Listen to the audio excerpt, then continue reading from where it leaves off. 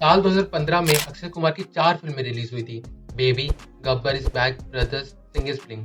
जिसमें से बेबी एक एवरेज और Gabbar is back semi hit साबित हुई थी और ब्रदर्स और सिंग इज ब्लिंग फ्लॉप।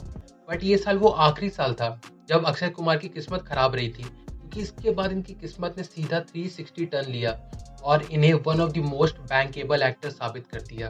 पर आखिर ऐसा हुआ कैसे? वो कहते हैं ना, अगर किस्मत खराब हो तो कितनी भी अच्छी काम कर लो, सारा बर्बादी होगा। लेकिन अगर किस्मत पलटकर हाथ पकड़ ले तो बुरे से बुरे दिन को सही बना देता है। तो यहाँ अक्षय कुमार के साथ भी साल 2016 से 2021 तक कुछ ऐसा ही हुआ।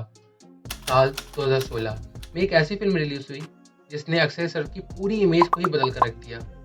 पर गैस करने की ज़्यादा ज़रूरत नहीं है, क्योंकि वो फिल्म और कोई नहीं बल्कि सुपरहिट और चार्ट बस्टर सॉन्ग से सजी हुई एयरलिफ्ट थी। यस, ये वही फिल्म है जिसके गाने आज तक हिट है।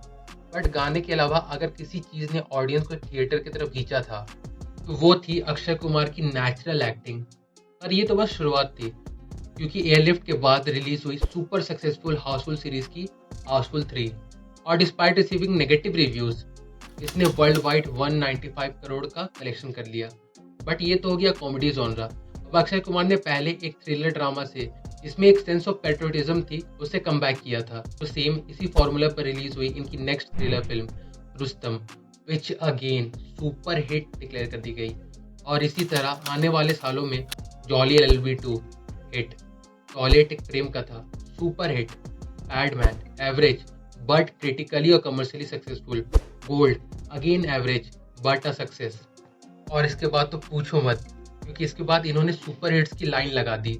Where 2.0, Kesari, Mission Mangal, Housefull 4, Good Newwz, सारी की सारी मेगा सक्सेसफुल रही बॉक्स ऑफिस पर। और बाकी एक्टर्स को पीछे छोड़कर अक्षय कुमार अपने लीग में सबसे आगे दौड़ रहे थे।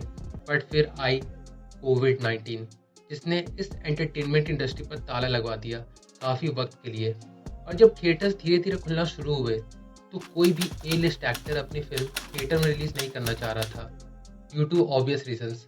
तो उस वक्त भी इन्होंने ही हिम्मत दिखाकर अपनी फिल्म बेल बॉटम, जो कि नो डाउट एक अच्छी फिल्म थी, उसे रिलीज करवाया। एंड एज एक्सपेक्टेड ऑडियंस की कमी के कारण फिल्म डिजास्टर साबित हुई। पर कोई बात नहीं, बिकॉज एवरीवन एक्सेप्टेड इस फिल्म के फेलियर के पीछे कोविड का डर था, ना कि अक्षय कुमार का। और इस बात को प्रूव करने के लिए कि इनके स्टारडम में कोई कमी नहीं आई है, 5 नवंबर 2021 को रिलीज हुई सूर्यवंशी। और जैसा सोचा था वैसा ही हुआ। It turned out to be a hit with a collection of 190 crore in India net only, जो कि एक बहुत ही बड़ा नंबर था किसी पोस्ट कोविड रिलीज के लिए। और अब तक ऐसा ही लग रहा था कि आगे भी सब ऐसे ही चलने वाला है, सब सही होने वाला है। कि 18 मार्च 2022 को रिलीज हुई फरहाद सामजी द्वारा निर्देशित फिल्म बच्चन पांडे, जिसने वापस से अक्षय कुमार की किस्मत को 360 पलट दिया। और ये फिल्म इतनी बुरी थी कि ऑडियंस ने भी इसे नकार दिया, and it turned out to be a disaster. फिर ये तो सिलसिला जो शुरू हुआ वो आगे और बड़ी फ्लॉप्स लेते हुए आया, जैसे सम्राट पृथ्वीराज अगेन आ डिजास्टर, रक्षाबंधन अच्छी थी but flop, Ram Setu again a good film flop, selfie disaster. फिर आई ओ माई गॉड 2, एक लौती फिल्म जो चली, जिससे वापस लोगों को लगा कि अक्षय कुमार का कमबैक हो गया है। लेकिन ये बहुत बड़ी गलतफहमी थी, क्योंकि इस फिल्म में अक्षय कुमार के रोल को सिर्फ और सिर्फ एक्सटेंडेड कैमियो के तौर पर देखा गया था। और इसलिए इसके बाद आई मिशन रानीगंज और बड़े मियाँ छोटे मियाँ, और इन्होंने डिजास्टर होकर 2021, 22 और 23 का मिलाकर अक्षय कुमार की 10 फिल्में जो थिएटर में रिलीज हुई थी उनमें से 8 फ्लॉप और डिजास्टर हो गई। विच मीन्स यहाँ रेशियो रहा 80 फ्लॉप और 20 हिट का।